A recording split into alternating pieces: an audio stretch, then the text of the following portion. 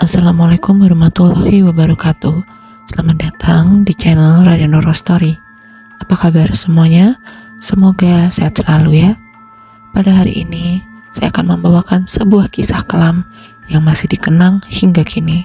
Setiap malam, warga dihantui kehilangan barang berharga tanpa jejak pencurian. Pintu terkunci, jendela tertutup, namun harta tetap menghilang. Hingga suatu malam Jumat, sebuah bayangan hitam berbulu terlihat melintas di antara rumah-rumah warga. Tak ada yang menyangka bahwa di balik teror tersebut tersimpan rahasia seorang manusia yang terjebak dalam perjanjian gelap demi mendapatkan kekayaan. Mari simak video menarik berikut ini. Awal tahun 2000 menjadi masa yang tidak akan pernah dilupakan oleh warga sebuah kampung kecil pinggiran Jakarta. Kampung itu dikenal sebagai tempat yang tenang. Namun, ketenangan itu perlahan berubah ketika kejadian aneh mulai muncul. Hampir setiap malam, warga kehilangan barang-barang berharga dari rumah mereka. Awalnya, warga menganggap kejadian tersebut hanya pencurian biasa. Akan tetapi, semakin lama kejadian itu terasa semakin ganjil. Rumah pertama yang menjadi korban adalah milik seorang pedagang bernama Laras. Ia kehilangan beberapa perhiasan emas yang disimpan di dalam lemari kamar. Anehnya, tidak ada satupun kunci yang rusak. Pintu depan masih terkunci seperti semula, begitu pula jendela rumahnya. Beberapa hari kemudian, kejadian serupa menimpa rumah warga lain. Uang simpanan hilang, barang elektronik lenyap, bahkan beberapa perabot rumah tangga ikut menghilang. Warga mulai merasa takut karena pelaku seolah mampu masuk tanpa melewati pintu atau jendela. Suasana kampung yang biasanya ramai berubah menjadi penuh kecurigaan. Setiap suara kecil pada malam hari membuat warga terbangun. Ada yang mulai memasang kunci tambahan, ada pula yang menyimpan barang berharga di tempat tersembunyi. Melihat keresahan warga, Jaka, seorang RT kampung tersebut memutuskan untuk mengadakan pertemuan. Kita nggak boleh terus hidup dalam ketakutan. Mulai malam ini, kita lakukan ronda bergantian, ujar Jaka kepada warga. Warga menyetujui keputusan tersebut. Mereka membuat jadwal penjagaan malam. Setiap kelompok terdiri dari beberapa orang yang berkeliling kampung, menggunakan senter dan membawa kentongan sebagai tanda bahaya. Malam pertama ronda berjalan dengan tenang. Tak ada kejadian apapun. Semua rumah terlihat normal. Tidak ada yang mencurigakan. Namun, keadaan itu justru membuat warga semakin bingung. Bagaimana mungkin pencuri bisa masuk ketika banyak orang berjaga? Malam demi malam berlalu. Ronda terus dilakukan, tapi kehilangan barang masih terjadi. Setiap kali warga melakukan patroli, keadaan selalu tampak biasa, seolah-olah pelaku mengetahui waktu ketika kampung sedang lengah. Di antara warga yang mulai menjadi perhatian adalah Wira, seorang pria yang dikenal pendiam. Ia tinggal bersama istrinya Sekar di rumah sederhana dekat ujung kampung. Wira dikenal sebagai orang yang jarang berbicara dan lebih sering menghabiskan waktu bekerja serabutan. Kehidupan Wira sangat sederhana. Ia sering terlihat kesulitan memenuhi kebutuhan sehari-hari, terutama karena Sekar mengalami sakit yang cukup lama. Namun, warga belum pernah mencurigainya karena Wira dikenal sebagai orang yang tidak banyak bergaul dan tidak pernah membuat masalah. Suatu malam Jumat ketika warga kembali melakukan ronda, sesuatu yang aneh terjadi. Udara malam terasa lebih sunyi dari biasanya. Jaka bersama beberapa warga berjalan menyusuri jalan kecil di antara rumah-rumah. Ketika melewati area dekat pohon bambu, tiba-tiba terdengar suara langkah cepat dari arah gelap. Semua warga berhenti. Dari balik bayangan rumah, terlihat sosok hitam besar bergerak dengan cepat. Tubuhnya berbulu, berkaki 4, dan melintas menuju halaman rumah warga sebelum menghilang di balik pepohonan. Beberapa warga terdiam karena ketakutan. "Itu hewan apa?" bisik salah seorang warga. Jaka memperhatikan arah hilangnya sosok tersebut dengan wajah serius. Ia merasa ada sesuatu yang tidak biasa. Bukan babi biasa, gumam Jaka pelan. Warga mulai saling memandang. Mereka pernah mendengar cerita lama tentang makhluk yang dikaitkan dengan ritual pesugihan. Cerita yang selama ini hanya dianggap sebagai mitos, kini mulai terasa nyata. Malam itu menjadi awal perubahan besar bagi kampung tersebut. Warga tidak lagi hanya mencari pencuri, tapi mulai menghadapi sesuatu yang jauh lebih menakutkan. Sejak malam ketika sosok hitam berbulu terlihat melintas di antara rumah-rumah warga, suasana kampung berubah drastis. Tak ada lagi warga yang berani menganggap kejadian kehilangan barang sebagai pencurian biasa. Sebagian warga masih berusaha mencari penjelasan yang masuk akal. Mereka beranggapan bahwa mungkin ada seseorang yang memanfaatkan keadaan kampung yang sepi untuk mencuri. Namun, semakin banyak kejadian aneh yang muncul, semakin sulit bagi mereka untuk menolak dugaan bahwa ada sesuatu yang tidak biasa sedang terjadi. Di rumah-rumah warga, pembicaraan tentang sosok hitam itu menjadi topik utama setiap malam. Para orang tua mulai melarang anak-anak bermain terlalu jauh ketika hari mulai gelap. Beberapa warga bahkan memilih tidak keluar rumah setelah waktu maghrib. Jaka sebagai ketua RT merasa harus mengambil tindakan. Ia tidak ingin warga terus hidup dalam ketakutan. Pada suatu malam, ia kembali mengumpulkan warga di balai kampung untuk membahas langkah selanjutnya. Kita harus mencari bukti, jangan hanya berdasarkan cerita dan dugaan, kata Jaka kepada warga. Semua warga menyetujui pendapat tersebut. Mereka sadar bahwa tuduhan tanpa bukti dapat merugikan seseorang. Karena itu, mereka mencari cara untuk mengetahui siapa sebenarnya yang berkeliaran setiap malam. Seorang warga kemudian memberikan ide sederhana. Mereka akan menggunakan tanah liat halus sebagai penanda jejak. Tanah tersebut akan ditaburkan di sekitar halaman rumah warga yang pernah menjadi korban. Jika ada sesuatu yang melewati tempat itu, jejaknya akan terlihat pada pagi hari. Rencana itu segera dilakukan. Warga mengambil tanah liat halus dari dekat sungai kecil di pinggir kampung. Mereka menyebarkannya secara merata di depan rumah-rumah yang dianggap sering menjadi sasaran.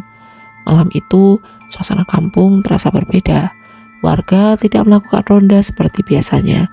Mereka memilih mengawasi dari tempat yang tersembunyi agar tidak diketahui oleh siapapun yang datang.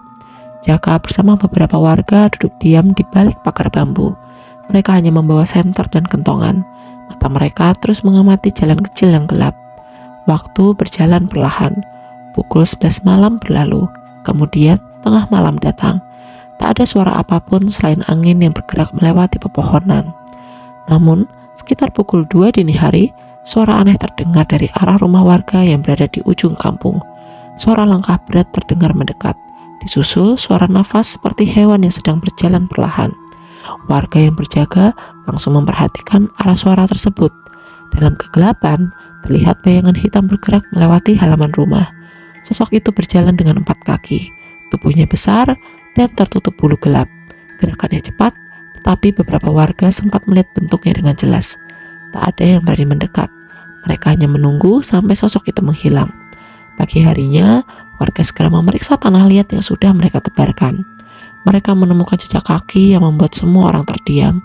Jejak tersebut terlihat seperti jejak kaki babi. Namun, yang membuat warga semakin ketakutan adalah jejak itu tidak berhenti begitu saja. Beberapa meter kemudian, bentuknya berubah perlahan menjadi jejak kaki manusia. Suasana menjadi sunyi. Tak ada seorang pun yang berani berbicara selama beberapa saat. Jaka memperhatikan jejak tersebut dengan wajah serius. Ini bukan pekerjaan manusia biasa, ucapnya pelan. Kabar tentang penemuan jejak tersebut menyebar dengan cepat ke seluruh kampung. Warga yang sebelumnya ragu mulai percaya bahwa ada kekuatan lain yang terlibat. Di tengah kepanikan itu, beberapa warga mulai mengingat perubahan hidup seseorang di kampung mereka. Mereka mulai memperhatikan orang-orang yang tiba-tiba memiliki banyak uang tanpa alasan jelas. Nama Wira perlahan mulai muncul dalam pembicaraan warga. Bukan karena ia pernah melakukan kesalahan, tapi karena perubahan kehidupannya yang mulai terlihat beberapa waktu terakhir. Dulu Wira hidup sederhana dan sering kesulitan memenuhi kebutuhan keluarga. Namun belakangan, keadaan ekonominya berubah secara tiba-tiba. Warga mulai bertanya-tanya, apakah semua kejadian ini memiliki hubungan dengan perubahan hidup Wira? Pertanyaan itu belum memiliki jawaban. Tapi sejak ditemukannya jejak di tanah liat, kampung tersebut tidak lagi sama. Setelah penemuan jejak aneh di tanah liat, kehidupan warga kampung semakin dipenuhi rasa takut dan penasaran. Setiap orang mulai memperhatikan keadaan sekitar mereka. Pembicaraan tentang sosok hitam berbulu semakin sering terdengar. Di warung kecil dekat jalan kampung, warga berkumpul sambil membahas kejadian yang mereka alami. Ada yang percaya bahwa makhluk itu adalah jelmaan seseorang yang melakukan ritual terlarang. Ada pula yang masih berusaha mencari alasan lain. Namun satu nama mulai sering disebut dalam percakapan warga. Nama itu adalah Wira. Wira sebenarnya bukan orang yang dikenal buruk di kampung itu. Ia adalah pria pendiam yang hampir tidak pernah terlibat masalah dengan siapapun. Setiap hari ia bekerja serabutan untuk memenuhi kebutuhan keluarganya. Istrinya Sekar sudah lama mengalami sakit. Kondisi itu membuat kehidupan keluarga mereka semakin sulit. Banyak warga yang iba melihat keadaan mereka. Beberapa tetangga bahkan pernah membantu memberikan makanan atau uang ketika Wira sedang tidak memiliki penghasilan. Karena itulah, perubahan kehidupan Wira membuat warga merasa heran. Beberapa bulan sebelumnya, rumah Wira masih terlihat sederhana. Perabotan di dalam rumahnya sedikit, kendaraan pun tak ada. Namun dalam waktu singkat, keadaan berubah. Wira tiba-tiba memiliki sebuah motor baru yang masih terlihat mengilap. Tak lama kemudian sebuah kulkas besar muncul di rumahnya. Anak-anaknya yang sebelumnya bersekolah dekat kampung mulai berangkat ke sekolah di kota. Perubahan itu menjadi bahan pembicaraan. Dari mana ya Wira mendapatkan semua itu? Tanya seorang warga kepada yang lain. Tak ada yang bisa menjawab. Sebagian warga mencoba berpikir positif. Mereka menganggap mungkin Wira mendapatkan pekerjaan baru atau bantuan dari seseorang. Namun waktu kemunculan kekayaan itu terasa berdekatan dengan banyaknya kejadian kehilangan barang di kampung. Kecurigaan mulai tumbuh. Jaka sebenarnya tidak ingin langsung menuduh Wira. Ia memahami bahwa perubahan ekonomi seorang bukanlah bukti kesalahan. Tapi sebagai ketua RT, ia memiliki tanggung jawab untuk mencari kebenaran. Suatu malam, Jaka mendatangi rumah Wira. Rumah itu terlihat berbeda dari sebelumnya. Lampu di halaman menyala terang, sementara suasana di dalam rumah tampak sepi. "Wira, gimana keadaan sekarang?" tanya Jaka. Wira hanya tersenyum kecil. "Sudah sedikit membaik, Kang. Terima kasih ya udah peduli," jawabnya singkat. Jaka memperhatikan wajah Wira. Ada sesuatu yang berbeda dari pria itu. Wira terlihat lebih gelisah dibanding biasanya. Matanya sering melihat ke arah luar rumah, seolah takut seseorang datang. Namun, Jaka tidak menemukan bukti apapun. Ia pun memilih pulang. Malam berikutnya, kejadian mengejutkan kembali terjadi. Sekitar pukul 2 dini hari, suara jeritan terdengar dari rumah Laras. Suara itu membangunkan warga sekitar. Beberapa orang langsung keluar rumah membawa senter dan berlari menuju sumber suara. Jaka menjadi orang pertama yang tiba di lokasi. Laras terlihat ketakutan sambil menunjuk ke arah halaman rumahnya.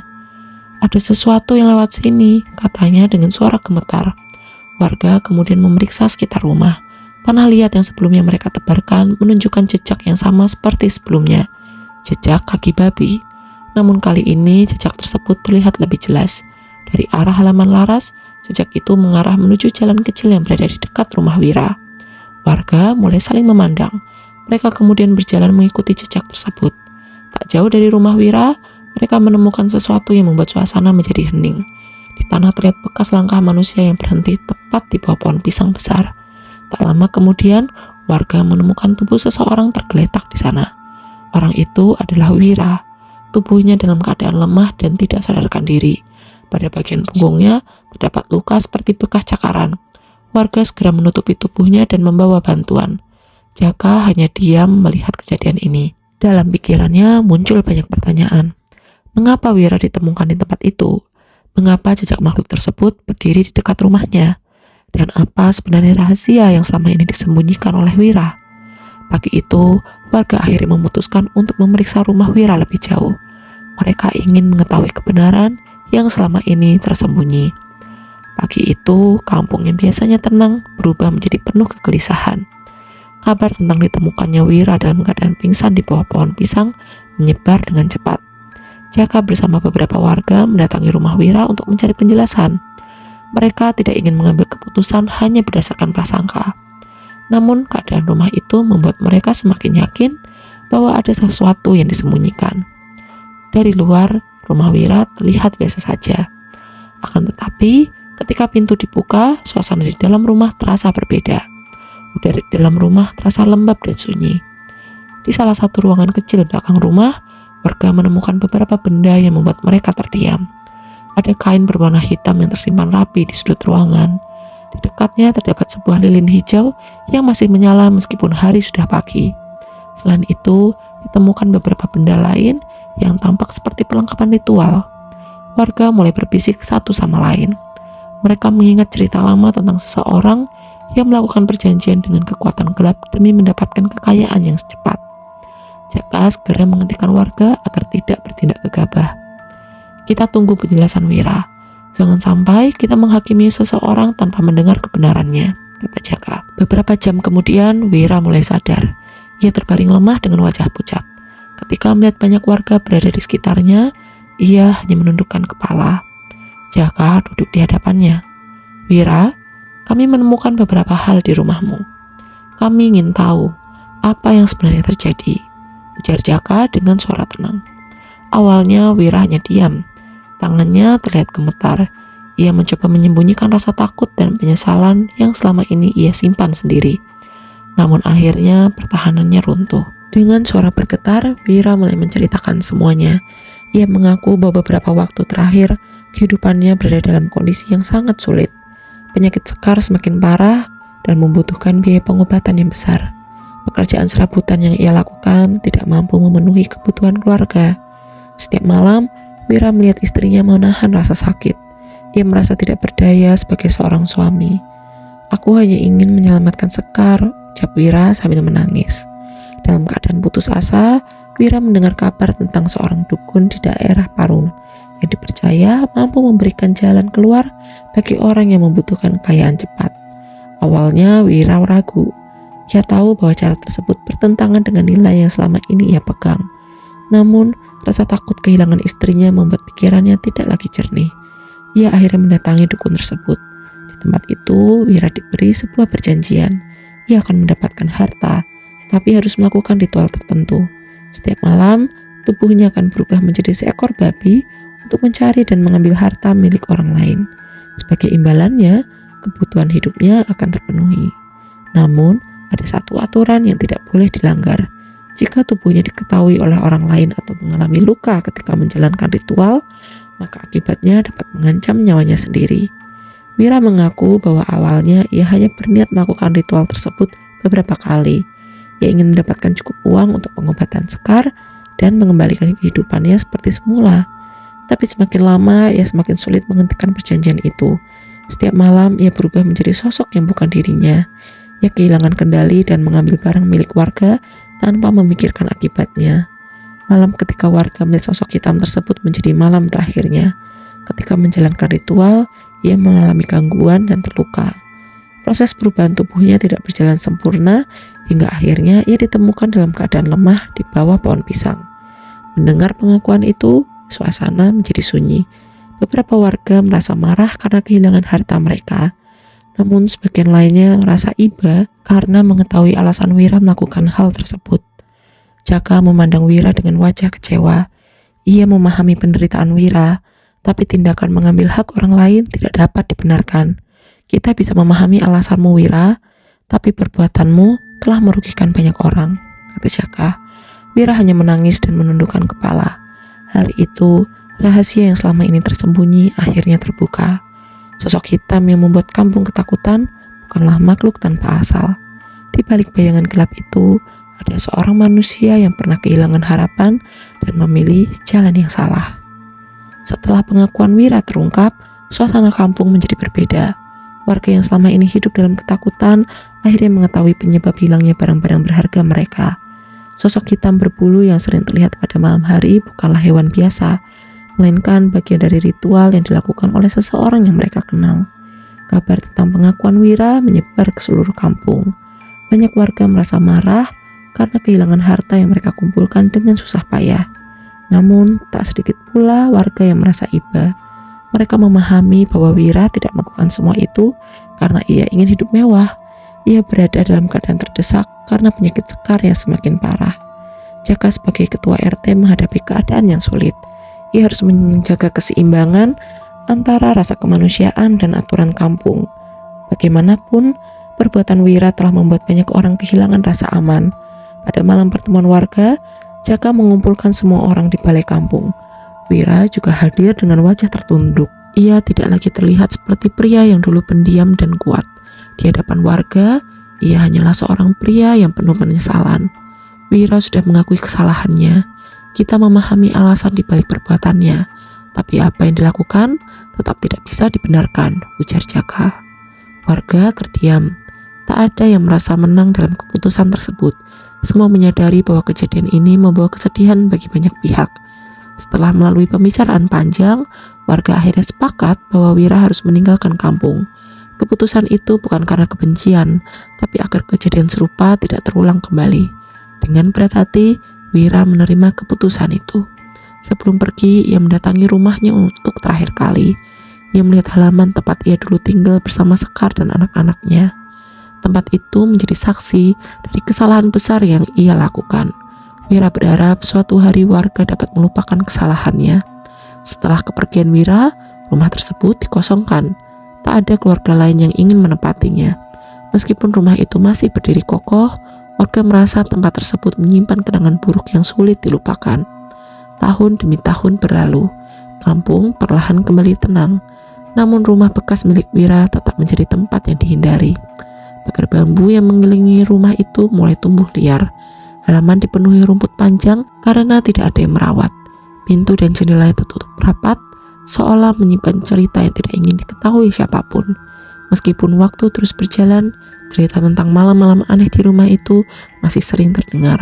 Beberapa warga yang tinggal dekat rumah itu mengaku pernah melihat bayangan hitam bergerak cepat di balik pagar bambu.